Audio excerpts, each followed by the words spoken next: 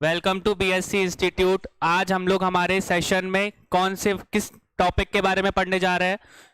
ठीक है, principle of Karma या हमारे कर्म के सिद्धांत। इसके बारे में हम लोग पहले बात कर चुके हैं। पुरुषार्थ में मैंने बहुत अच्छे से समझाया। जब मोक्ष के बारे में बात कर रहा था तो हम लोगों ने क्या पढ़ा था कि जो हमारे कर्म के सिद्धांत है वो अगर पूरे हो गए तो हमको किसकी प्राप्ति हो जाएगी? मोक्ष की प्राप्ति हो जाएगी। ठीक है, तो अभी तक हम लोगों ने देखा यूनिट 1 में हम लोगों ने क्या क्या कवर किया है। लास्ट के कुछ सेशनों में पुरुषार्थ के बारे में पढ़ा है। ठीक है, पुरुषार्थ के बाद हमने किसके बारे में पढ़ा था? ऋण संस्कार के बारे में। और ऋण संस्कार के बाद हमने क्या पढ़ा? पंच महायज्ञ। ये तीनों एक दूसरे से रिलेटेड है। मैंने आपको पहले भी बताया था कैसे रिलेटेड है।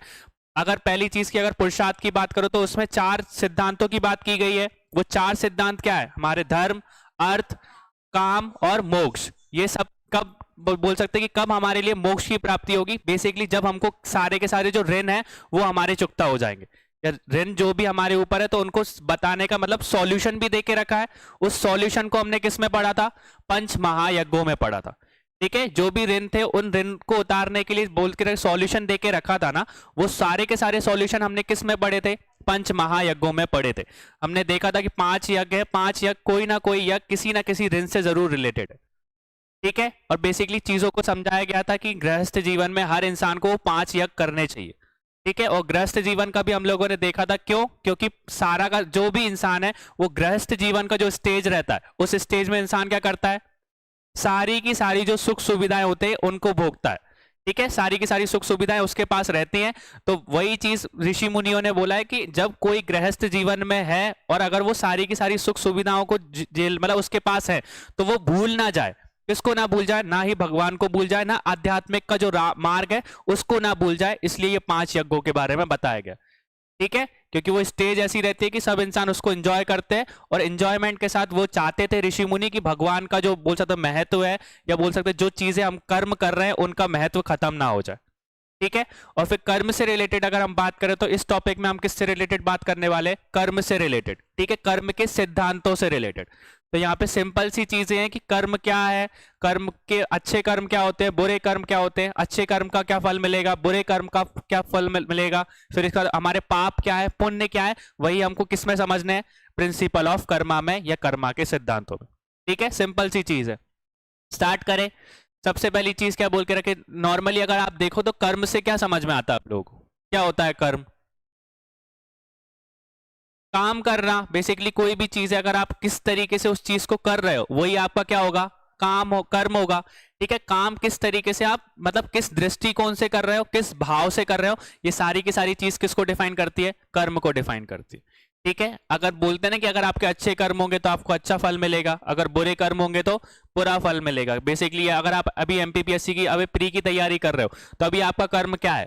पढ़ना। अगर घर जाके आप इस लेक्चर को यहाँ पे अगर सुन के जा रहे हो या लेक्चर्स को देख रहे हो, प्रॉपर नोट्स बना रहे हो और घर जाकर अगर उसी को लिखकर मतलब उसी लिखी लिखाई चीजों को देखकर याद कर रहे हो, पढ़ पा रहे हो, तो आपका कर्म कैसा है? अच्छा है। पर अगर यहाँ पे मैंने आपको लेक्चर दिया, आप यहाँ से सुन के चले गए पर आपने घर जाके बिल्कुल भी मेहनत नहीं करी, तो वो वाला जो कर्म है वो कैसा होगा? अच्छा होगा क्या? क्या वो एग्जाम पास करवा पाएगा क्या आपको? तो वही चीज है कि अगर आपका दिन है पूरा का पूरा, यहाँ लेक्चर के पास भी आपके पास 10 से 12 घंटे होते हैं, अगर आपने वो 12 घंटे की स्टडीज नहीं करी, सेल्फ स्टडीज की बात कर रहा हूं मैं, अगर 10 से 12 घंटे आपने सेल्फ स्टडीज नहीं करी तो एमपीपीएससी प्री में आपका नहीं होगा। ठीक है, तो वही चीज है कि अगर अच्छे कर्म अगर घर पे अच्छे से पढ़ोगे तो प्री क्लियर हो जाएगा। अगर अच्छे से नहीं पढ़ोगे, अगर आपके कर्म अच्छे नहीं है तो बेसिकली क्या होगा? आपको बुरा कर्म मतलब बुरा फल मिलेगा, आपका प्री क्लियर नहीं होगा, फिर आपको परेशान रहना पड़ेगा। तो यही चीज किस में समझाई गई है? प्रिंसिपल ऑफ कर्मा या कर्म के सिद्धांतों में, कि हर जो कर्म हम कर रहे हैं, जो भी काम कर रहे हैं, जिस भाव से कर रहे हो, जिस दृष्टिकोण से कर रहे हो, उसका एक फल कैसा है? निर्धारित है। अगर अच्छा कर्म है तो अच्छा फल मिलेगा और अगर बुरा कर्म है तो बुरा फल मिलेगा। ठीक है, अभी की हम लाइफ से अगर समझे तो पहले क्या बोल के रखा है? जो कर्म का सिद्धांत है अत्यंत क्या है? कठोर है। जहां अच्छे कर्म व्यक्ति के जीवन की प्रगति की दिशा में ले जाते हैं, वहीं बुरे कर्म उसका पतन की ओर ले जाते हैं। ठीक है, तो अगर आपके कर्म अच्छे होंगे तो आपकी आने वाली लाइफ कैसी होगी? अच्छी होगी।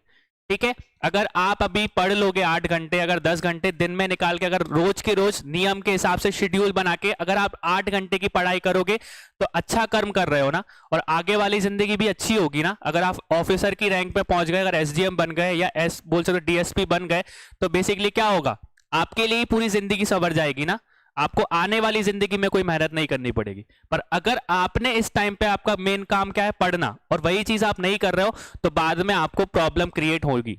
या तो अगर आपको जॉब नहीं मिली तो आपको नॉर्मली कोई फिजिकल ऐसी एक्सरसाइज करनी पड़ेगी जो नॉर्मल लोग करते हैं, तो बेसिकली उससे आपकी जिंदगी कैसी हो जाएगी, खराब हो जाएगी। ठीक है, जिंदगी का पतन, मतलब बोल सकते हो कि आपको बहुत ज्यादा डिफिकल्टी फेस करनी पड़ेगी अपनी लाइफ में। ठीक है, जो लोग दिन के हिसाब से बोल सकते हैं ना कि आपको कोई ना कोई जॉब के लिए भटकना पड़ेगा इधर से उधर, पर अगर यहीं पे आप पढ़ लोगे तो आपका पूरा का पूरा एग्जाम क्लियर हो जाएगा, और एग्जाम से अच्छी रैंक मिली तो आपका पूरा का पूरा जीवन क्या हो जाएगा, संवर जाएगा। ठीक है, तो यही चीज बता के रखिए। तो जो भी हमारा सिद्धांत है वो कैसा है, कठोर है, जहां पे अच्छे कर्म करने वाले का जो जीवन है वो अच्छा होगा, और बुरे कर्म करने वाले का वो जीवन कैसा होगा, बेकार हो जाएगा। फिर धर्म ग्रंथों के अनुसार मनुष्य के किए गए शुभ और अशुभ कर्मों का फल अवश्य भोगना पड़ता है।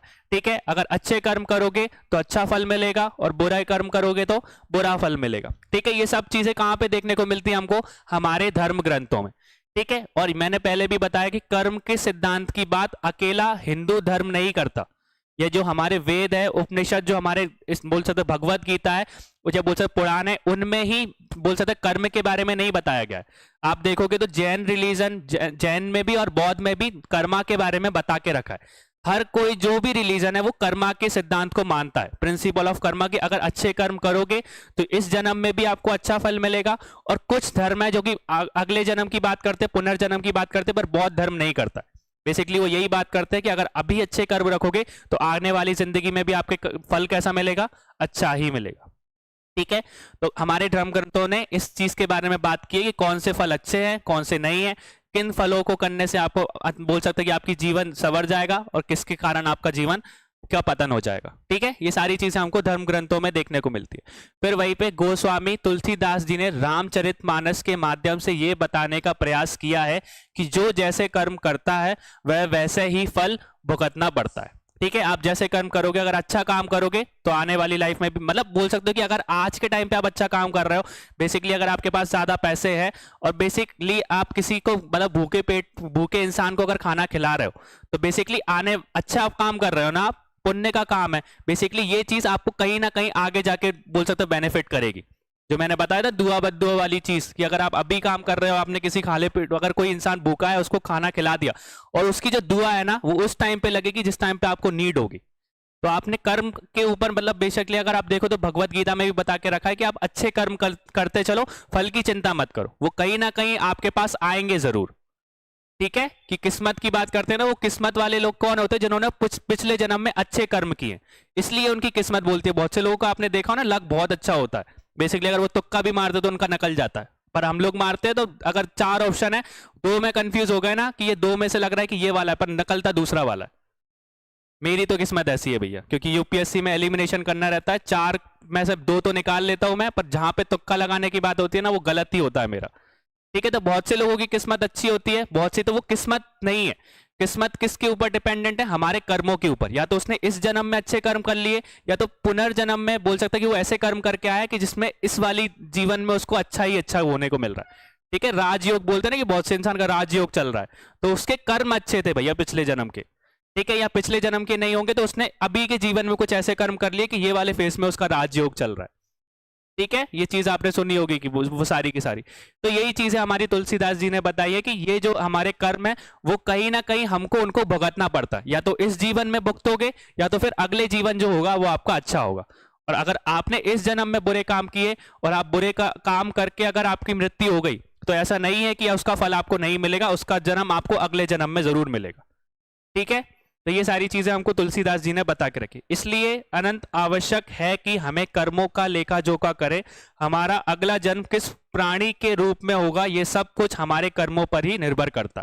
ठीक है, अगर आपके अच्छे कर्म होंगे तो जरूरी भी नहीं है कि आपको मनुष्य की ही योनि में आपको जन्म मिले। अगर बुरे कर्म हुए तो दूसरी योनि में, या बोल सकते हैं दूसरे जीव की तरह आपको जन्म लेना पड़ेगा और उसी की तरह आपको प्रॉब्लम करनी पड़ेगी। जैसे हमने देखा है ना कि वेदों में क्या बोल के रखा है कि जो इंसान शास्त्रों को नहीं पढ़ता, भगवानों को नहीं मानता, तो उसका अगला जन्म कैसे होता है? पशु के रूप में होता है। ये चीज वेद में लिखी रखी है ना कि कोई इंसान बताएगा कि अगर वो शास्त्र नहीं पढ़ रहा, शास्त्रों को मान ही नहीं रहा, ना धर्म को मान रहा, तो अगले जन्म में वो क्या बनेगा? पशु योनि में जन्म लेगा। क्यों? क्योंकि पशु भी वही है, उसको कुछ भी बता लो, बेसिकली कुछ समझदार होते हैं, पर उनको शास्त्रों के बारे में समझाओगे तो उन्हें मतलब थोड़ी ना है, ना उन्हें भगवान के बारे में पता है। अगर वो चीज को आप मान ही नहीं रहे तो भगवान अगले जन्म में उनको आप उसी के जैसा बना देगा। ठीक है, तो ये चीज हमको वेद में भी बताती है। तो ये चीज भी है कि हमारे लिए अत्यंत आवश्यक जरूर है कि हमारा जो कर्म है उसका लेखा जोखा हमको बताओ। आपको पता होना चाहिए कि भैया आप अच्छे कर्म कर रहे हो या नहीं कर रहे हो। ठीक है, ये सारी की सारी चीजें का जो आपका बोल सकते हो कि आवश्यक है कि हमारे कर्मों का लेखा जोखा करें। हमारा अगला जन्म किस प्राणी के रूप में होगा ये हमको पता नहीं है, तो हमारे जो कर्म है कैसे होने चाहिए? अच्छे ही होने चाहिए। अगर हमारे अभी स्टूडेंट लाइफ में कर्म क्या है? पढ़ना है, तो हमारा काम क्या होना चाहिए? बस पढ़ना होना चाहिए, बाकी की चीजों पे दिमाग लगाना नहीं होना चाहिए। क्योंकि घर वाले अगर हमको बेसिकली सब सुविधाएं दे रहे हैं और सुविधाओं के उसमें बस एक ही चीज एक्सपेक्ट कर रहे हैं कि भैया आप अच्छे से पढ़ लो, और वो इसलिए ही कर रहे हैं क्योंकि आने वाला जीवन आप ही के लिए अच्छा होगा। अगर आप वह चीज भी नहीं कर पा रहे हो और बेसिकली मस्ती मार रहे हो, दोस्तों के साथ घूम रहे हो, तो वो चीज कहीं ना कहीं आपको बेनिफिट नहीं करेंगी। जितना आप दोस्ती कर रहे हो या दोस्तों के साथ घूम रहे हो, आने वाले टाइम में अगर उस दोस्त की जॉब लग गई तो वो इंसान आपसे बात भी नहीं करने वाला। ठीक है, आगे वाले फेज में आपको यही चीज देखने को मिलेगी, क्योंकि हर इंसान अपनी लाइफ में बिजी हो जाता है और फिर वो आप अकेले ही छूट जाओगे। ठीक है, तो यही चीज किसमें समझा के रखी है? हमको कर्मों के आधार पर समझा के रखा है। फिर क्या बोले रखा? अनेक जन्मों के किए गए कर्म हमारे अत कारण का संगत करते हैं, यह साचित कर्म कहलाते हैं, जिनसे ही हमारा प्रारब्ध बनता है। ठीक है, अब इसको देखो, संचित कर्म क्या होते हैं? बेसिकली बहुत से बोलते हैं कि अनेक जन्मों में किए हुए कर्म हमारे क्या होते हैं? इन कारणों कर्मों का क्या रहते हैं? एक बोल सकते हैं कर्म बनते हैं। जैसे एग्जाम्पल के रूप में जैसे निर्भया का मैंने बताया था, तो जो चौथा इंसान था जो हरि सिंह था, बेसिकली उसको जो उसने काम किया था उसने फांसी लगा ली थी, क्या उसका वो कर्म का जो फल है उसको इस जन्म में भोगने को मिला? क्या नहीं मिला ना। तो उसका पिछला जन्म कैसे, जब अगर नेक्स्ट जन्म की बात करोगे तो इस जन्म में उसने कैसा काम करा? अच्छा करा या बुरा करा? बुरा काम करा, तो वो कर्म को हम क्या बोलेंगे? संचित कर्म। कि आपने पिछले जन्म में आपने किस तरीके के कर्म करे थे। अगर आपने बुरे कर्म किए थे या अच्छे कर्म किए थे, तो उन सारे कर्मों का लेखा जोखा किसमें होता है? संचित कर्म। और उसी से आपका क्या डिसाइड होगा? प्रारब्ध डिसाइड होगा। अगर आप बात करोगे जैसे हरि सिंह ने अभी बुरा काम किया, तो बेसिकली जब अगले जन्म में उसका बोल सकते कि जन्म होगा, तो उसका प्रारब्ध पहले से ही डिसाइड हो जाएगा। कैसे हो जाएगा? क्योंकि उसने पिछले जन्म में कैसे काम किए? बुरे काम किए, और बुरे काम करने पे बाद जब वो जन्म लेगा तो कहीं ना कहीं उसका प्रारब्ध पहले से ही स्टार्टिंग से ही कैसा होगा? खराब होगा। जैसे हमने देखा था ना कि बहुत से बच्चे होते हैं, छोटे छोटे बच्चे जो कि विकलांग पैदा होते हैं, या बोल सकते बचपन से ही उनको कैंसर होता है, तो उनकी कोई मतलब उनकी कोई बोल सकते हैं कि गलती है क्या?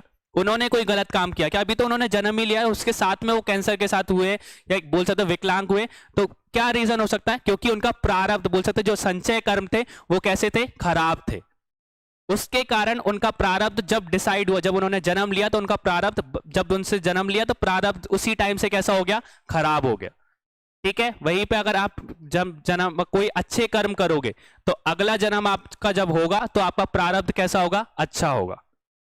ठीक है, तो यही चीज समझ में आई कि वे संचित कर्म कहलाते हैं जिनसे ही प्रारब्ध बनता है। कि कोई इंसान पिछले जन्म में जैसे कर्म करेगा उनको हम कैसे कर्म बोलेंगे? संचित कर्म। और उन्हीं संचित कर्म से इंसान का अगला जन्म जो होगा वो प्रारब्ध के रूप में माना जाएगा। कि उसका प्रारब्ध कैसा होगा, हमसे बोलते हैं कि ये चीज हमारी किस्मत में लिखी है। वो किस्मत में क्यों लिखी है? क्योंकि आपके पिछले जन्म के कर्म बेकार थे। ठीक है, तो वो चीज है कि अगर वो कर्म का जो सिद्धांत है वो कंप्लीट होगा ही। अगर आपने इस जन्म में पाप किया है और बिना आप फल भोगे इसमें आपकी मृत्यु हो जाती है, तो अगले जन्म में उसका आपको फल भोगना ही पड़ेगा। वो आपका प्रारब्ध खराब ही होगा। और अगर आपने इस जन्म में अच्छे कर्म किए हैं तो आपको अभी के टाइम भी देखने को मिल जाएंगे, और अगले जन्म आपका हुआ तो भी आपको अच्छे कर्मों के कारण अच्छा फल ही मिलेगा। क्लियर हो गया ये चीज? ये सिंपल सी मतलब एक तरीके से बोल सकते हैं वहां पे नॉलेज हमको दे के रखिए। बस वर्डों को देखना है हमको कि संचित कर्म क्या होते हैं, प्रारब्ध क्या होते हैं, ये वर्ड पे ज्यादा फोकस करना। नॉर्मल जो लाइन है वो तो आप समझ ही जाओगे। ठीक है, कर्मों के बारे में। नेक्स्ट क्या बोल के रखा है, इसलिए भगवान श्री कृष्ण ने गीता में कर्म का प्रधानता देते हुए यह भी स्पष्ट किया है कि व्यक्ति की यात्रा जहां से छूटती है अगला जन्म वहां से ही आरंभ होता है। ठीक है कि अगर आप बुरे कर्म करते हुए मरोगे तो अगले जन्म में भी आपके कर्म जो बोल सकते फल है वो कैसा स्टार्ट होगा, बुरा फल ही स्टार्ट होगा। जैसे अगर किसी ने बुरा काम करा जैसे कि हमने देखा उसका, तो बेसिकली अगर उसकी मृत्यु हुई तो अगले जन्म में भी उसको कहीं ना कहीं उसी चीज को भोगना पड़ेगा।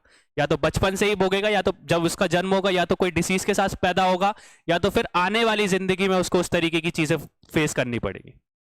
ठीक है, तो भगवत गीता में श्री कृष्ण भगवान ने भी इसके बारे में बोला है कि अगर जाते जाते आपके जो भी कर्म होंगे वही कर्मों का फल आपको अगले जीवन में देखने को मिलेगा। ठीक है, अगर अच्छे कर्म करोगे तो अच्छा फल मिलेगा और बुरे कर्म करोगे तो बुरा फल मिलेगा। समझ में आ गया यहां से संचित कर्म का मतलब, प्रारब्ध का मतलब। ठीक है, तो संचित कर्म क्या है, जो हमारे पिछले जन्म के जो कर्म है उनको संचित कर्म बोले जाते हैं, और प्रारब्ध उन्हीं के ऊपर डिसाइड होता है कि संचित कर्म जैसे होंगे उन्हीं से आपका प्रारब्ध डिसाइड होगा, किसका, अगले जन्म का। ठीक है, तो थोड़ा सा कनेक्शन याद रखना है इस चीज को। नेक्स्ट क्या बोल के रखा, कर्मों के वर्णीकरण के अनुसार 3 प्रकार का बताया गया। ये 3 प्रकार के, तो according to the classification of karma 3 types has been described, these are 3। मतलब कि बेसिकली वर्णीकरण करके रखा है कर्मों का कि कर्म किस तरीके के होते हैं। ठीक है, तो नॉर्मल से बोल के रखता हूं, यहाँ पे हमको अलग अलग टाइप के देखने को मिलेंगे, पर नाम के हिसाब से याद करते चलना। ठीक है, तो पहले अगर वो बोल सकते वर्णीकरण की बात करूं, सिंपल से जो है वो क्या है हमारे, कार्यक। ठीक है, दूसरे वाचक, और तीसरा क्या है हमारा, मानसिक। नाम से क्लियर हो रहा है पहली चीज कि जो कार्यक है, कार्यक्रम उन कर्मों को कहा जाता है जो काया और शरीर द्वारा किए जाते हैं। जैसे कि बेसिकली अगर आप कर्म कर रहे हो, जैसे कि आप रोड पे चल रहे हो, रोड पे चलते चलते आपने किसी गाड़ी को तोड़ दिया, तो ये कैसे कर्म होंगे, आपके कार्य कर्म होंगे। अपने शरीर से अपने जो कर्म है बेसिकली उनका भी आपको क्या करना पड़ेगा, उसका कर्म या उसका फल भी भुगतना पड़ेगा। तो अगर आप गलत काम कर रहे हो तो बेसिकली आगे जाके आपके साथ भी कुछ गलत हो सकता है, एक्सीडेंट हो सकता है। ये सारी चीजें किस कर्म में आएंगी, कार्य कर्म। जो भी कर्म किसके द्वारा किए जाते हैं, जो काया और कर्म या शरीर के द्वारा किए जाते हैं उनको हम लोग को ऐसा कर्म बोलते हैं, कार्य कर्म। ठीक है, ये चीज क्लियर हो गई। अगर फिजिकल नुकसान पहुंचाओगे किसी इंसान को तो हो सकता है कि आपके साथ भी वही चीज हो जाए, तो वो चीज हम किस में पढ़ेंगे, कार्य कर्म। फिर वाचिक कर्म में जो कर्म वचन या वाणी द्वारा किए जाते हैं उन्हें क्या बोला जाता है, वाचिक कर्म किए जाता है। कि बेसिकली क्या होता है, अगर एब्यूज करना, बेसिकली आप किसी इंसान को गाली दोगे तो आपकी जबान खराब हो रही है ना, आपका कर्म कैसा हो रहा है, बेकार हो रहा है। अगर वही इंसान आपकी गाली को सुन रहा है और कुछ बात मतलब वापसी नहीं कर रहा तो उसका कर्म कैसा हो जाएगा, अच्छा हो जाएगा। पर आपने अगर एक गाली दी और सामने वाले ने 5 दी थी तो आप दोनों के कर्म कैसे हो जाएंगे, वाचिक कर्म हो जाएंगे। ठीक है, ऐसे कर्म जो कार्य बोल सकते हैं, जो शरीर के द्वारा किए जाते हैं उनको कार्य कर्म बोला जाता है। जो वाणी के थ्रू किए जाते हैं, अब्यूज करना, किसी की बोल सकते हैं कि बुराई करना या बेसिकली वो चीज करना, तो ये सारी की सारी चीजें किस में आएंगी, वाचिक कर्म में आएंगी। ठीक है, और तीसरा क्या होता है हमारा, मानसिक कर्म। कि किसी को ऐसी मेंटल स्ट्रेस देना कि जिससे आपके कर्म खराब हो रहे हैं। कैसे, जैसे कि बेसिकली बोल सकते हैं कि बहुत से लोग करप्शन वाला केस देखा है ना, कि सिस्टम बोलते हैं कि सिस्टम है ये वो वाला सिस्टम कैसा है करप्शन का, क्योंकि अगर एक इंसान कर रहा है या हेड कोई उससे ऊपर पोस्ट का कोई इंसान कर रहा है तो नीचे वाले इंसान को करना ही पड़ेगा। ठीक है, फोर्सफुली वो चीज आप उसको टेंशन दे रहे हो ना कि अगर आप ये चीज नहीं करी तो आपको मतलब मैं जॉब से निकलवा दूंगा, ये जॉब से आपको हटा दिया जाएगा। तो वो एक तरीके का मेंटल स्ट्रेस है ना। आप अपने कर्म तो खराब कर रहे हो, सामने वाले को मानसिक रूप से प्रेशर देके भी उसके कर्म खराब करा रहे हो। तो इस तरीके के कर्म को क्या बोलते हैं हम लोग, मानसिक कर्म। तीनों समझ में आ गए एग्जाम्पल से। कार्य मतलब कि जो शरीर के थ्रू करे जाते हैं, जो भी हमने बेसिकली बोल सकते हो कि आप मतलब तोड़ा फोड़ी करोगे या उसका फल आपको शरीर के रूप में ही मिल जाएगा। ठीक है, वैसे एक्सीडेंट हो गया तो आपको शरीर के उसमें ही आपको फल भुगतना पड़ेगा। मतलब वाचन के रूप में कि बेसिकली आप किसी चीज की बुराई कर रहे हो या बोल सकते हो गाली दे रहे हो, तो हो सकता है कि अगले वाले जन्म में या मतलब अगले जन्म में बोल सकते हो या इसी जन्म में ऐसी आपकी पत्नी मिल जाए कि जो आपको उल्टा और वो चीज बोलती हो। तो वो चीज देखने को मिलती है ना कि आपको वही चीज उसका फल आपको अभी दिख जाएगा। अगर आप बुराई करते हो या बोल सकते हो गाली देते हो तो वो आपको इसी टाइम पे आपको इसका फल मिल जाएगा। या तो आपका रिश्तेदार करेगा या तो फिर आपकी खुद ही पत्नी करना स्टार्ट कर देगी। ठीक है, फिर तीसरी चीज मानसिक कर्म, जो कि मेंटल स्ट्रेस के कारण होता है। जैसे करप्शन का केस है कि एक इंसान अगर करप्ट है तो वो यही चाहता है कि बाकी के छोटे छोटे करप्ट जो मतलब जो ऑफिसर्स है वो भी करप्ट हो जाए।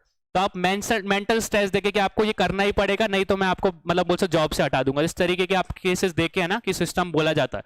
तो यही चीज हमको किस में बताते हैं, मानसिक कर्म में बताते हैं। क्लियर हो गया? ठीक है, फिर इससे भिन्न गीता में भी हमको 3 प्रकार के कर्मों के बारे में देखने को मिलता है। ठीक है, ये नॉर्मल कर्म थे जो कि नॉर्मली हम लोगों ने बिल्कुल बोल सकते हैं इंट्रो के रूप में हमने समझा था।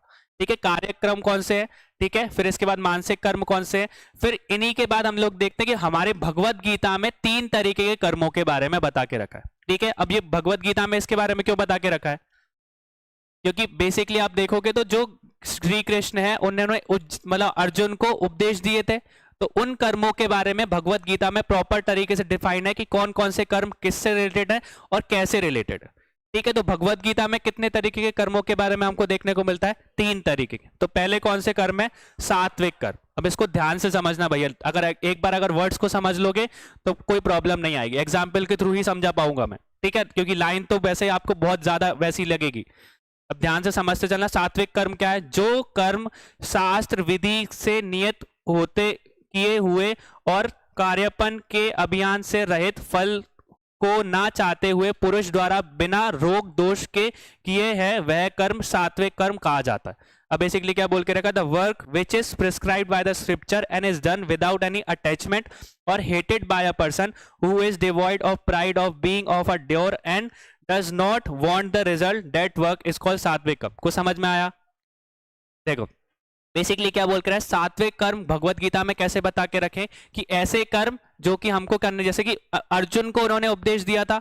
अर्जुन ने स्टार्टिंग जब पहला दिन था तो अपना गांडीव भी छोड़ दिया था। गांडीव समझते हो ना, उसका जो धनुष था उसको वो गांडीव बोलता था। तो बेसिकली उसने मना ही कर दिया था कि भैया मैं नहीं लड़ रहा हूँ। उसके हाथ पैर फूलने लगे थे जैसे उसकी प्रेशर वाली कंडीशन आई। पहले दिन सामने खड़े हो, 20 में पितामह खड़े, एक तरफ आपके द्रोणाचार्य खड़े, एक तरफ आपके पूरे के पूरे बोल सकते हो उसके भाई ही खड़े। तो उस टाइम उसके हाथ पैर फूल गए, उसने वो छोड़ दिया कि भैया मैं नहीं लड़ सकता। अपने पितामह पे कैसे हाथ उठाऊंगा, अपने गुरु द्रोण जिनने मेरे को सिखाया उनके ऊपर कैसे शस्त्र चढ़ा सकता हूँ। तो उस टाइम पे फिर उन्होंने रोककर गीता जी का मतलब बोल सकते उपदेश दिया था कि कौन कौन से तुम्हारे कर्म है। तो उसी टाइम पे एक कर्म के बारे में उन्होंने बताया था कि सात्विक कर्म क्या है। तो ऐसे कर्म जो कि आप बोल सकते हो कि अपने मन से नहीं पर नियति के हिसाब से आप उसको कर रहे हो। जैसे कि बोल सकते हो कि अब ये तुम्हारा धर्म है कि तुमको इनके खिलाफ लड़ना ही पड़ेगा, क्योंकि ये सब किसके पक्ष में है, अधर्म के पक्ष में। ये गलत चीज का बोल सकते हो साथ दे रहे हैं। अगर ये गलत चीज का साथ दे रहे हैं तो इनको सिखाना भी तो पड़ेगा। अगर सिखाने की जरूरत पड़ी तो अगर इनको मारना है तो मारना ही पड़ेगा आपको। ये चीज क्लियर हो गई? अगर सिंपल एग्जाम्पल से देखो तो बेसिकली ठीक है, जज जानते हो ना, बेसिकली जज का काम क्या होता है, निर्णय देना। अब कोई इंसान ने मर्डर कर दिया या बोल सकते बहुत भीषण कोई बोल सकता कि बड़ा काम कर दिया, जब उसके पास में कोई क्रिमिनल आएगा तो उसको जजमेंट देने का काम किसका है, जज का है। अगर उसने मर्डर किए बोल सकते 10-12 मर्डर कर दिए और बोल सकते साइको है, तो जज क्या फैसला सुनाएगा, या तो उसको उम्र कैद की सजा दे देगा या तो फांसी दे देगा। अगर उसने फांसी दी तो ये तो उसकी नियति थी ना, ये उसका धर्म था बेसिकली कि कोई इंसान ने गलत काम किया है तो उसका डिसीजन जो है वो डिसीजन डिपेंड करता है कि कैसा उस क्रिमिनल ने काम किया है। अगर क्रिमिनल ने ज्यादा बुरा काम किया तो उसको सीधा फांसी ही देना पड़ेगा ना। तो ये उसने कुछ गलत काम किया है क्या? इसी तरीके के कर्मों को हम लोग क्या बोलते हैं, सात्विक कर्म बोलते हैं। समझ में आ गया? ठीक है, अब कोई दिक्कत है सात्विक कर्म में? तो बेसिकली क्या बोल के रखा है, जो कर्म शास्त्र विधि के नियत किए हो। तो उसने जब जजमेंट की बेसिकली जब अपनी कॉन्स्टिट्यूशन पढ़ी या आईपीसी पढ़ी तो उसमें इसका यही बता के रखा है कि कोई अगर क्रिमिनल है तो क्रिमिनल ने अगर ज्यादा बड़ा काम किया है तो उसके पास 2 ही चीज है, या तो उम्र कैद की सजा दे दो या तो फांसी दे दो। या उसने अगर बहुत ज्यादा बड़ा काम किया तो उसको सीधी फांसी ही देनी पड़ेगी ना। ठीक है, हमारे इंडिया में बहुत कम होता है, पर फांसी अगर उसने दे दी तो ये उसने गलत काम किया क्या? नहीं किया। ये तो उसकी बोल सकते हैं ये सारे की सारी चीज शास्त्र विधि के हिसाब से हुई है। उसका बोल सकते हैं मतलब मन नहीं था हानि पहुंचाने का, पर यही चीज उसकी शास्त्रों में दी है, यही उसकी नियति है। ठीक है, इस तरीके के कर्मों को हम लोग क्या बोलते हैं, सात्विक कर्म। क्लियर हुआ ये चीज? फिर दूसरे क्या आते हैं हमारे, राजस कर्म। राजस कर्म जो कर्म बहुत परिश्रम से युक्त हैं तथा फल को चाहने वाले अहंकार युक्त पुरुष द्वारा किए जाते हैं, वह कर्मों को हम क्या बोलते हैं, राजस कर्म। मतलब जो हम लोग कर रहे हैं भैया, हम लोग परिश्रम कर रहे हैं कि नहीं कर रहे हैं, हम स्टडीज कर रहे हैं कि नहीं कर रहे हैं, हमारा काम क्या है, हमारा कर्म हम अच्छे से निभा रहे हैं। और बेसिकली यही चीज है कि जो बहुत परिश्रम से युक्त है, जो कि बहुत क्या करता है, परिश्रम करता है। बेसिकली किस चीज के लिए, अगर हम एमपीपीएससी की तैयारी कर रहे हैं तो हम पढ़ते हैं दिन भर, आप 10-10 घंटे 11-11 घंटे परिश्रम के साथ पढ़ रहे हो, और अगर आप सक्सेसफुल हो गए, अगर आप बोल सकते हो कि डीएम बन गए या एसडीएम बन गए, तो बेसिकली आप जो भी बोल सकते हो अहंकार में आके आप उस चीज को फॉलो नहीं करोगे। बेसिकली अगर मान के चलो मैं एसडीएम बन गया, तो मैं थोड़ी ना बोल सकता है कि जो भी मेरे पास में आएगा उसके साथ करप्शन करूंगा, या बोल सकता हूँ कि कोई क्षेत्र अगर मेरे अंडर में है तो उधर पूरा का पूरा जो राज है वो मेरा ही रहेगा, मेरे हिसाब से ही वो पूरे की पूरी डिस्ट्रिक्ट चलेगी, ऐसा डिपेंड नहीं करता। ठीक है, तो इस तरीके के जो कर्म होंगे वो कैसे होंगे, हमारे राजस कर्म। कि कोई इंसान अगर परिश्रम के थ्रू किसी पोस्ट पे बैठा है, तो वो बिना अहंकार के अगर कोई कर्म कर रहा है, तो उस तरीके के कर्मों को हम लोग क्या बोलेंगे, राजस कर्म। क्लियर हो गया? तो राजस कर्म क्या होते हैं, जो बहुत परिश्रम से युक्त हो और फल को चाहने वाले अहंकार युक्त पुरुष द्वारा किए जाते हो। ठीक है, इन तरीके की हम बोल सकते हैं कर्मों को क्या बोलेंगे, राजस कर्म। समझ में आ गया? फिर तीसरा क्या है हमारा, तामसिक ग्रुप। तो तामसिक कर्म की बात करो तो जो कर्म परिणाम हानि हिंसा या को ना विचार केवल अज्ञान के आरंभ किया जाता है, वह कर्म तामस कर्म किया कहा जाता है। क्या इसका क्या मतलब है? बेसिकली कोई अगर छोटा सा बच्चा है, अगर छोटा सा बच्चा बेसिकली किसी मतलब बोल सकते हैं बड़े को अगर गोदी में लिया मार दे, तो उसने ये चीज अज्ञानता में करी है या मन से की है? अज्ञानता में की है। तो वैसे ही कभी कभी बोल सकते हो कि आप रोड पे जा रहे हो और कभी हाईवे पे हो, और हाईवे में एकदम से कोई इंसान आपके सामने आ गया, तो आप अपनी स्पीड को कंट्रोल कर पाओगे क्या? नहीं कर पाओगे। तो गलती से अगर वो चीज अज्ञानता में मतलब भूल से अगर आपकी वो एक्सीडेंट हो जाता है, तो उस तरीके के कर्मों को हम लोग क्या बोलेंगे, तामसिक। कि हमारा मन नहीं था हानि पहुंचाने का, पर वो चीज अगर हमारे साथ हो गई कि एट इंस्टेंट हमको वो चीज करनी ही पड़ी, तो उस तरीके के कर्म हमारे क्या होंगे, तामस कर्म। क्लियर हो गया? तो सात्विक कर्म मतलब कि जो हमारे शास्त्रों में नियम दे के रखा है, जैसे कि जज है तो जज का एक काम है कि बेसिकली जजमेंट सुनाना। अगर बहुत बड़ा काम अगर क्रिमिनल है तो बेसिकली वो क्राइम किया है तो उसका जजमेंट क्या होगी, फांसी देना। तो उसने अपने नियम शास्त्रों के हिसाब से उसने कुछ गलत नहीं किया, वो उस टाइम पे उसकी शास्त्री मतलब उसकी जो कॉन्स्टिट्यूशन है वो यही चीज बताते। तो उस तरीके के कर्मों को क्या बोलेंगे हम लोग।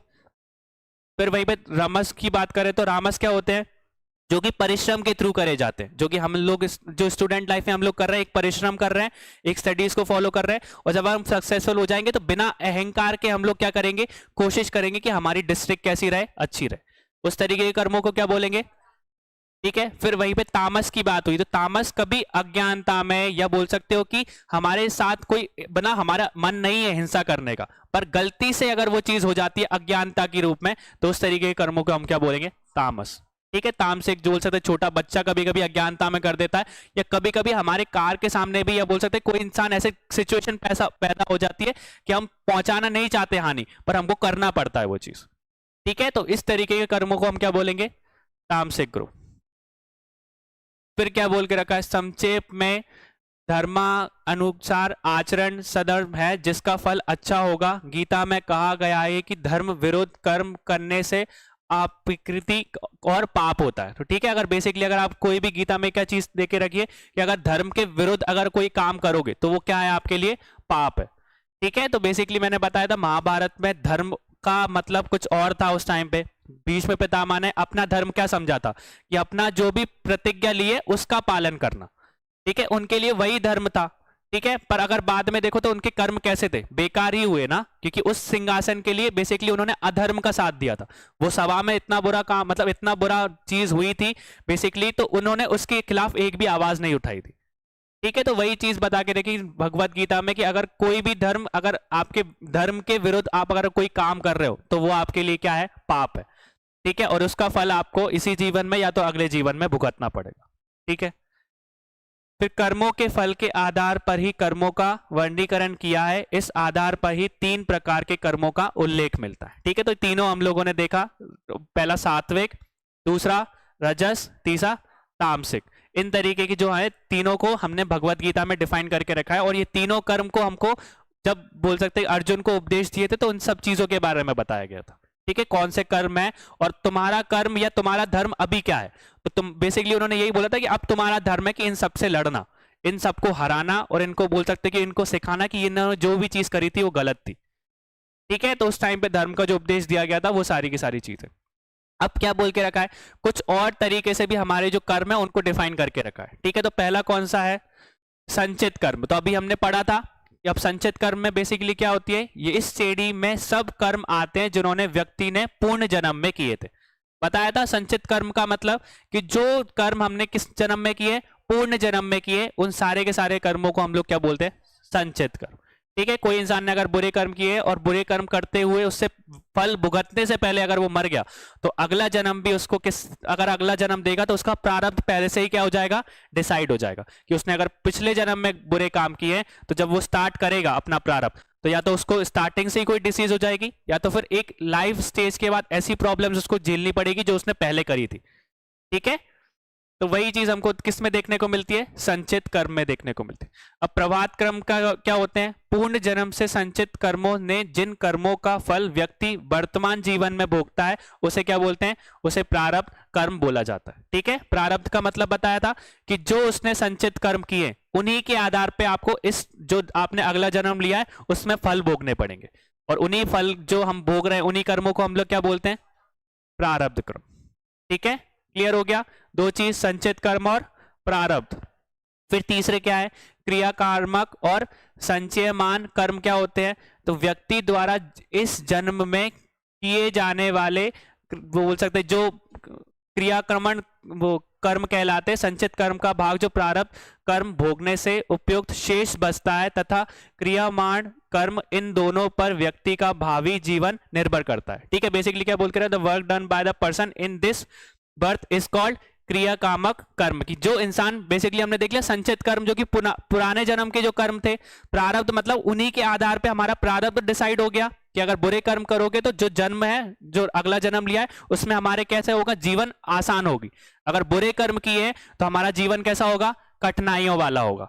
ठीक है, फिर वहीं पे क्रियमाण जो कर्म है वो कैसे कर्म है? इस जन्म के कर्म है, प्रेजेंट लाइफ के कर्म है। अगर इस टाइम पे अगर आप अच्छे कर्म करोगे तो वही कर्म कहां पे आपको फल देंगे? इसी लाइफ में देंगे या तो अगली लाइफ में देंगे। तीनों के बारे में समझ में आ गया? संचित कर्म क्या होते हैं? ठीक है, जो पूर्ण जन्म में हमने किए थे। प्रारब्ध कर्म मतलब जो आपने संचित कर्म किए थे उन्हीं के आधार पे आपका प्रारब्ध डिसाइड होगा, और उन्हीं जो आप करोगे उन्हीं को हम लोग क्या बोलेंगे? प्रारब्ध कर्म। और फिर क्रिया कार्मक कर्म या बोल सकते हैं संचयमान, वो कर्म क्या होते हैं? हमारे इस जन्म के जो कर्म है, अगर यह अच्छे जन्म में इसी टाइम पे आप अच्छे कर्म करोगे तो इनका फल आपको इस जीवन में भी मिलेगा और अगले जीवन में भी मिलेगा। ठीक है, अब देखो क्या बोल के रखा है? कर्म के सिद्धांत के मुख्य तत्व, the main facts of the theory of Karma. तो कर्म के सिद्धांत का प्रतिपालन वेदों, उपनिषदों, महाभारत, गीता, स्मृतियों और अन्य ग्रंथों में विस्तार पूर्वक किया गया है। ठीक है, तो हमको वेदों में, महाभारत में, गीता में तो देखने को मिलता है। साथ में जैन धर्म के 2 आगम सूत्र है, ठीक है, बौद्ध धर्म के हमारे त्रिपाटिका है, उनमें भी हमको इसके बारे में देखने को मिलता है। बस ये बात बोल सकते हैं कि बौद्ध जो साहित्य है बेसिकली वो पुनर्जन्म और अगले जन्म की बात नहीं करता। बेसिकली वो इसी टाइम के कर्मों की बात करता है कि इसी जन्म में आपके कर्म कैसे होने चाहिए? अच्छे होने चाहिए, और अगर आपके इस जन्म में आपके अच्छे कर्म है तो फल आपको इसी जन्म में मिल जाएगा। ठीक है, बस बौद्ध धर्म का इतना सा अंतर है। पर यहाँ पे अगर हम देखें तो कर्म की भी बात की जाती है, पुनर्जन्म की भी बात की जाती है और अगले जन्म की भी बात की जाती है। तो कर्म के सिद्धांत में कर्म तथा पुनर्जन्म का संबंध है। कर्मों पर ही परिणाम स्वरूप पुनर्जन्म होता है। ठीक है, तो ये चीज है कि कर्मों के आधार पे हमारा पुनर्जन्म जो है फिर से होता है, और जो हमने पुराने जन्मों में जो काम किए उन जन्मों का फल हमको इस जन्म में भी भुगतना पड़ता है। फिर कर्म का अत्यंत पादनदायक है। शरीर के अतिरिक्त मन तथा वचन द्वारा की गई क्रियाओं भी कर्म में ही अंतरिक्ष सम्मिलित मानी जाती है। तो मैंने बताया था हमने 3 तरीके के पढ़े थे। ठीक है, तो तीनों तरीके के देखोगे तो अगर कोई इंसान को आप शरीर से हानि पहुंचा रहे हो तो ऐसा नहीं कि वो आपको क्रियात्मक कर्म ही कर रहे हो, बाकी वाचिक कर्म और मानसिक कर्म भी आपके क्या कहलाए जाएंगे? कर्म कहलाए जाएंगे। कि मतलब अपने जीवन में आप इंसान के बारे में किस भाव से सोचते हो वो भी आपका क्या है? एक कर्म है ना। बेसिकली अगर आप इंसान के मतलब बेसिकली दुनिया को अच्छी नजर से देखोगे तो वो भी एक कर्म ही होता है, और अगर घृणा की मतलब ईगो के हिसाब से देखोगे या वो चीज आपके अंदर रहेगी तो वो भी आपके क्या है? बेकार कर्म। तो इंसान को बोल सकते हो कि जो हमारी संसार है उसको कैसे तरफ से देखना चाहिए? अच्छी दृष्टि से देखना चाहिए। तो ये भी आपके अच्छे कर्म है। और मानसिक कर्म मतलब कि इंसान को टेंशन नहीं पहुंचानी चाहिए। बेसिकली आप इंसान को जबरदस्ती प्रेशर दे रहे हो तो वो भी आपके कर्मों में ही काउंट होगा। तो शरीर के कर्म भी माने जाते हैं, और मानसिक और वचन द्वारा जो भी मन को आप बोल सकते हो कर्म है वो भी आपके कर्मों में ही काउंट होंगे। ठीक है, तो कर्म का सिद्धांत ये नहीं है कि आप फिजिकली किसी इंसान को प्रॉब्लम पहुंचा रहे हो, मेंटल प्रेशर भी दे रहे हो तो वो भी आपके क्या होंगे? बेकार कर्म ही होंगे। ठीक है, फिर क्या बोल रहे हैं, मानव वो कर्म के सिद्धांत की यह मान्यता है कि व्यक्ति द्वारा किए गए किसी भी कर्म का प्रारंभ समाप्त नहीं होता, कर्मों के फल का अनिवार्य रूप से भोगना ही पड़ता है। तो ये चीज पता है हम लोगों को कि अगर आपके जो कर्म है, अगर आपने कर्म किए हैं तो उसका फल तो आपको भोगना ही पड़ेगा। अगर बुरे कर्म किए और बुरे कर्म करने से पहले आपकी मृत्यु हो गई तो अगले जन्म में आपको उनको भोगना पड़ेगा। कर्म के चक्र को अनंत माना गया है। कर्मों की समाप्ति एक जन्म से नहीं हो सकती, एक के बाद अनेक जन्म होते हैं तथा अनिवार्य नहीं है कि प्रत्येक जन्म में मनुष्य योनि ही मिले। इससे अतिरिक्त कर्म का व्यापकता को स्पष्ट करते हुए माना गया है कि व्यक्ति के वंशजों को भी कर्म का प्रारब्ध पड़ सकता है, प्रभाव पड़ सकता है। तो ये चीज क्या बोल के रखी कि अगर हमारे जो कर्म है वो कर्म हमको तो भुगतने ही पड़ेंगे, पर अगर हमारे कर्म कुछ ज्यादा ही बुरे हुए तो हमारे जो वंशज, जो आगे की जनरेशन होगी, उनको भी हमारे कर्म, जो बुरे कर्म है, उनको भोगना पड़ेगा। ठीक है, बेसिकली क्या, अगर एग्जाम्पल देखो तो मान के चलो कि कोई बड़ा ऑफिसर है, ठीक है, उस ऑफिसर ने बेसिकली करप्शन किया, बेसिकली किसी इंसान, मतलब जिस जरूरतमंद इंसान से उसने क्या कर दिया, पैसे ले लिए, या ऐसे कुछ गरीब इंसान से उसने पैसे लिए जिसको बहुत ज्यादा नीड थी उस पैसे की। या मान के चलो कि कोई छोटा इंसान है, ठीक है, मतलब वो बेसिकली कोई काम कराने के लिए ऑफिसर के पास आया, उस ऑफिसर ने उससे पैसे की डिमांड करी कि अगर आपको ये काम करवाना है तो आपको 1 लाख रुपए देना पड़ेगा या 50,000 रुपए देने पड़ेंगे। अब वो गरीब इंसान के पास जो 50,000 रुपए थे वो किस लिए उसने बचाए थे, अपने बच्चे की पढ़ाई के लिए बचाए थे। अब वो अपने बच्चे की पढ़ाई से बचाने के अलावा उसको वो काम कराने के लिए वो 50,000 रुपए देने पड़े। तो जो एसडीएम ने कैसा काम किया, बुरा काम किया, बेसिकली किसी और की पढ़ाई के पैसे उसने रिश्वत के रूप में ले लिए। तो अगर वो इंसान जब उस पैसों को यूज करेगा या उन्हीं 50,000 रुपए से अपने बच्चे का एजुकेशन की फीस भर दी या बच्चे को कुछ आईफोन दिला के दे दिया, तो वो कैसा कर्म है, बेकार कर्म है। और अगर वही काम आप जिंदगी भर करते रहोगे तो उसका फल भी आपके वंश, जो आपकी वाली जनरेशन है, उनको भुगतना पड़ेगा। या बोलते हैं ना इसलिए कि जो हमारे माता पिता के कर्म है वो हमारे साथ चलते हैं। ये बोला जाता है ना कि अगर हमारे माता पिता के अच्छे कर्म है तो बच्चे के भी अच्छे, मतलब बेसिकली बच्चा भी अच्छा होगा। या बेसिकली आपने देखा कि माता पिता के कर्म अगर बेकार है तो उस बच्चे को भी उस तरीके के कर्मों को भुगतना पड़ेगा। तो वही चीज हमको देखने को मिलती है कि अगर आप बुरा काम करोगे तो ऐसा नहीं है कि आप ही अकेले उसका फल भोगोगे, आगे वाले जो वंशज लोग हैं उनको भी भुगतना पड़ेगा। ठीक है, बेसिकली अगर करप्शन करते हुए आप पकड़े गए, अभी तो आप कर रहे हो, एक बार सक्सेसफुल हो गए, कभी जिंदगी में किसी दिन आप पकड़े हो गए तो उसके कारण क्या होगा, आपकी पूरी की पूरी फैमिली की बोल सकते हैं रेपुटेशन तो जाएगी और सब कुछ सील हो जाएगा। और उसके कारण फिर आपकी फैमिली को परेशानी होगी कि नहीं होगी जिंदगी भर। आपने कमा तो लिया 5 लाख, 5 करोड़, 10 करोड़, 100 करोड़ की आपने संपत्ति खड़ी कर दी, पर जिस दिन आप पकड़े हो गए तो पूरा का पूरा जब्त हो जाएगा। फिर आगे वाली जनरेशन क्या करेगी, ही आपके पास जॉब रहेगी, जॉब से भी निलंबित हो जाओगे, वहां से भी आपको निकाल दिया जाएगा, फिर आपके मतलब आपके परिवार का पालन पोषण कैसे करोगे आप। ठीक है, तो इसके बाद फिर आप ही की फैमिली को परेशानी उठानी पड़ेगी ना। तो यही चीज के बारे में बता के रखा है कि इससे अतिरिक्त जो भी व्यापकता से कष्ट करते हुए माना गया है कि व्यक्ति के वंशजों पर भी कर्म का प्रभाव पड़ता है। तो अगर हमारे कर्म कुछ इतने ज्यादा बुरे हुए तो आगे वाली जनरेशन को भी क्या करना पड़ेगा, आपके कर्मों को भुगतना पड़ेगा। ठीक है, फिर कर्मों के ही कारण पुनर्जन्म होता है। ठीक है, पुनर्जन्म होता है। फिर इसके वास्तविकता यह है कि व्यक्ति एक जन्म में अपने समस्त कर्मों के फल को नहीं भोग पाता, अतः अपने कर्मों के फलों को भोगने के लिए बार बार जन्म लेना पड़ता है। ठीक है, तो बेसिकली क्या होता है, हमारे दोनों एक तरीके से साइकिल, मतलब दोनों लाइनें चलती है। बार ग्राफ समझते हो ना कि एक तरफ आपके अच्छे कर्म गिने जाते हैं, एक तरफ आपके बुरे कर्म किए जाते हैं। अगर दोनों बोल सकते हो कि बराबर है, अगर आपने अच्छे कर्म भी किए और बुरे कर्म भी किए तो वो क्या होगा, आपका जो अगला जन्म होगा उसमें आपको इतनी परेशानी, कष्ट या बोल सकते हैं कि फेस नहीं करने पड़ेंगे। पर वहीं पे अगर आपने अधर्म ज्यादा किया है, ज्यादा परेशानियां, मतलब बेकार बेकार कर्म किए, तो अगला जन्म भी आपका कैसा होगा, वैसा ही होगा। तो इंसान को क्या बता के रखा है कि जो भी हमारे कर्म है उनके फल को एक जन्म में हम लोग नहीं भोग सकते, इसलिए अलग अलग जन्मों में हमको उसको भोगना पड़ता है। ठीक है, तो वही चीज हमको बता के रखी है कि अपने समस्त कर्मों के फल को एक जन्म में हम लोग नहीं भोग पाते, इसलिए अपने कर्मों के फलों को भोगने के लिए हम लोग क्या करते हैं, बार बार जन्म लेते हैं। इस प्रकार पुनर्जन्म का जो चक्र है अनंत काल तक चलता रहता है। ठीक है, तो जब तक आपके जो कर्म का सिद्धांत है वो कंप्लीट नहीं होगा, जो साइकिल कंप्लीट नहीं होगी, तब तक आपको किसकी प्राप्ति नहीं होगी, मोक्ष की प्राप्ति नहीं होगी। जो भी आपने बुरे कर्म किए उनको जब तक आप भोग नहीं लोगे और उन्हीं के साथ में अगर आप और बुरे कर्म करते चलोगे तो वो साइकिल कभी खत्म होनी ही नहीं है। ये चीज समझ में आ गई ना। मान के चलो कि अगर किसी इंसान ने निर्भया वाला जो मान सकते हैं हरि सिंह ने अगर कोई काम किया पिछले जन्म में और जब उसका अगला जन्म हुआ उस जन्म में उसने अच्छे काम करने के अलावा और बुरे काम करता गया तो उसकी जो जन्म है वो बढ़ते चलेंगे कि या कम हो जाएंगे। ठीक है, तो वही चीज है कि अगर आप बुरे कर्म आप पिछले जन्म से करके आए हो और इस जन्म में भी आप बुरे कर्म कर रहे हो तो ये साइकिल हमेशा अनंत टाइम तक चलती ही रहेगी। ठीक है, और अगर आपने पिछले जन्म में बुरे काम किए और अगर इस जन्म में आप अच्छे काम कर रहे हो तो कहीं तक उस टाइम तक जाके आपका जो ग्राफ है वो सामान्य में आ जाएगा। तो हमको यही चीज बता के रखिए कि बुरे कर्म हमको नहीं करने। और बहुत सी बार ऐसा होता है कि बुरे कर्म हमारे हाथों हो जाते हैं, हम इंटेंशनली नहीं करते। बेसिकली बोल सकते हो कि हमने तो किसी के पैसे ले लिए पर आपको जरूरत थी, पर उस इंसान ने कैसे पैसे दिए हमको पता नहीं है।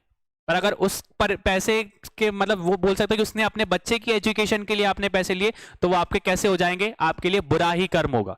आपने मन से इंटेंशनली उससे पैसे नहीं लिए पर जबरदस्ती आपने उसको लोन दिया है और लोन के रूप में आपने जबरदस्ती बोला कि भैया मुझे चाहिए ही है, कैसे भी करके चाहिए। अब उसने बच्चे की एजुकेशन के पैसे आपको दे दिए तो इंटेंशन आपका गलत नहीं था, आपने तो अपने पैसे वसूल करे ना, क्योंकि आपने तो अपना लोन दिया था और आपको जरूरत है। तो इंटेंशन तो आपका खराब मतलब कर्म करने का बेकार कर्म करने का नहीं था, पर इंटेंशन तो खराब हो गया ना। बच्चे की जो एजुकेशन की फीस या मतलब स्कूल से निकाल दिया गया तो वो बुरा कर्म ही कहलाया गया ना। तो इसलिए हमको अपने जीवन में अच्छे ही कर्म करने चाहिए।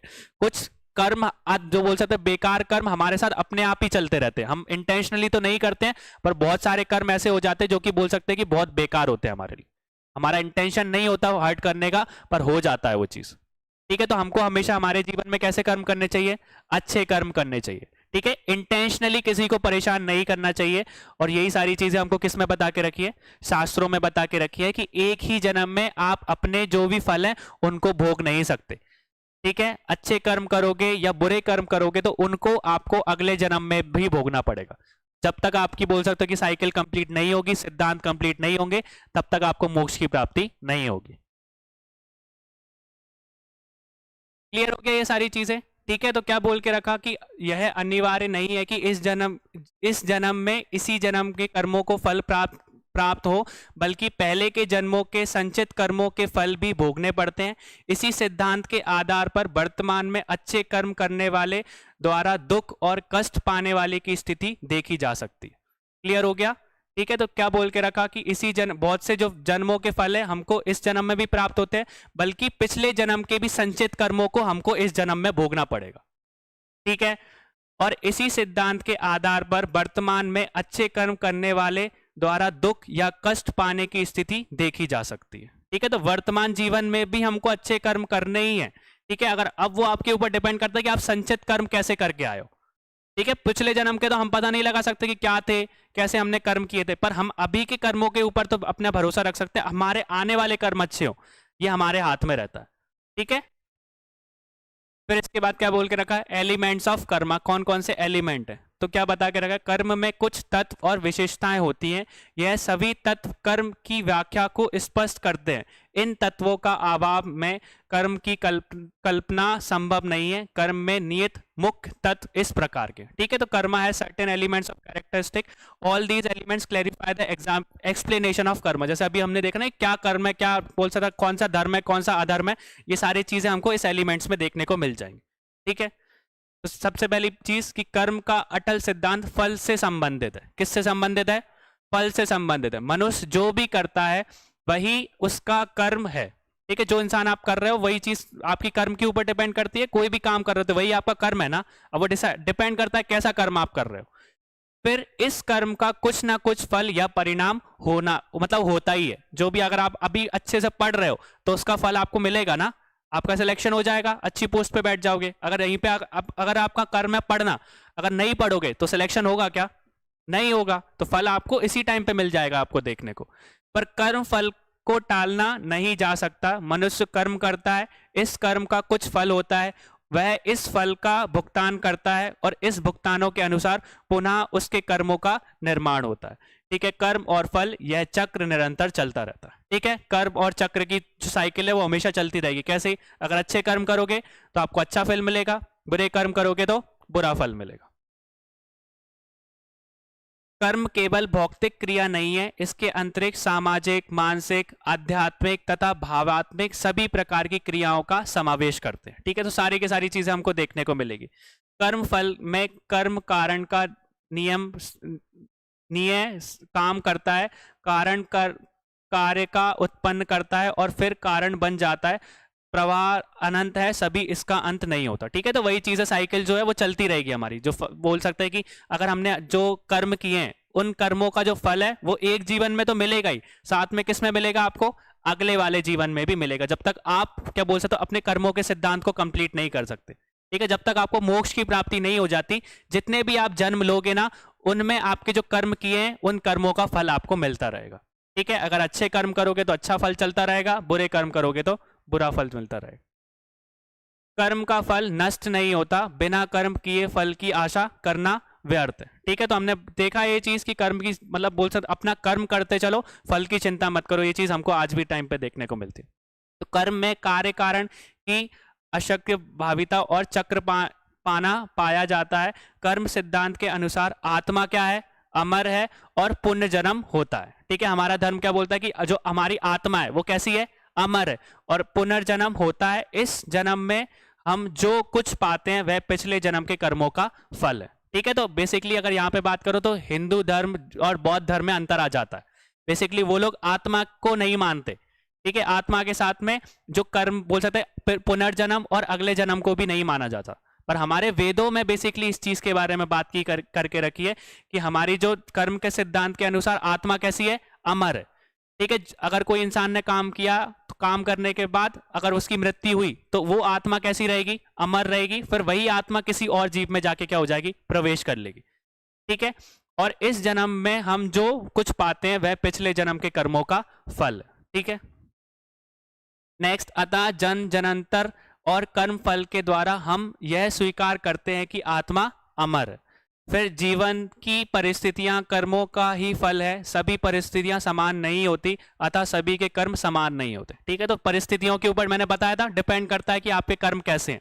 अगर आप गुस्से में हो तो गुस्से में आप वही चीज को बोल सकते हैं कि बहुत एग्रेसिवली देखोगे। अगर आपका मन शांत है तो बेसिकली आप अपने कर्म भी कैसे रहेंगे, आपके अच्छे रहेंगे। क्योंकि बोलते हैं ना गुस्से में बोल सकते हैं गुस्सा दुश्मन का मतलब नष्ट करने के लिए सबसे बड़ी जड़ है। गुस्से में आप जो भी काम करोगे वो बेकार ही होगा, पर वही काम अगर आप मतलब शांत मन से करोगे तो वो कैसा रहेगा, हमेशा अच्छा ही होगा। तो वो सिचुएशन के ऊपर डिपेंड करता है, परिस्थितियों के ऊपर डिपेंड करता है कि आप किस तरीके से चीजों को देख रहे हो और उसी के हिसाब से आप क्या कर रहे हो, अपने कर्मों को कर रहे हो। क्लियर हो गया, सिंपल सी थी। अभी हम लोग कल से पढ़ेंगे आश्रम के बारे में। ठीक है, तो बेसिकली इनको आप अच्छे से एक बार जो सिंपल सी रीडिंग है उसको पढ़ के आना और जो मेन वर्ड्स है ना वही समझना। ठीक है, ज्यादातर अगर हम क्वेश्चंस की बात करेंगे ना तो क्वेश्चन हमारे एमपीपीएससी से यहीं से बनेंगे। कहाँ से, एलिमेंट्स ऑफ कर्मा से। कि आश्रम जो हम लोग 5 तरीके की चीजें पढ़ेंगे इस एलिमेंट्स में, क्वेश्चन ज्यादातर चांसेस है कि यहीं से बनेंगे। ठीक है, तो पहले की जो रीडिंग है कर्म का सिद्धांत उनको पढ़ के आना जिससे आपको आगे की एलिमेंट्स बहुत अच्छे से क्लियर हो जाए। ठीक है, थैंक यू।